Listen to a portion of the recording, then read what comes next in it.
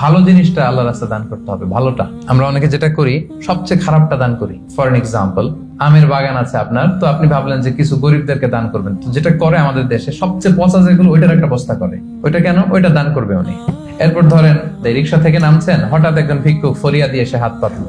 তো এখন আপনি ভালো মানুষ, আপনি দান করেন, দিতে চাচ্ছেন, তো পকেট থেকে টাকা বের করে খুঁজতেছে যে সবচেয়ে পুরাতন নোট কোনটা। তারপরে দেখবেন যে 5 টাকার স্কচ টেপ দিয়ে লাগানো থাকে না ছেঁড়া নোট গুলো, ওইটা খুঁজে যে ওইটা দিব।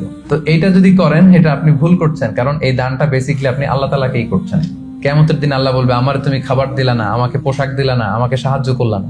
বনি আদম বলবে, আল্লাহ বলেন কি? আপনি খাবার চাইলে তো সারা দুনিয়ার সব দামি দামি খাবারের বস্তা আপনার কাছে এনে দিতাম, আপনি পোশাক চাইলে তো আমারটাই খুলে দিতাম।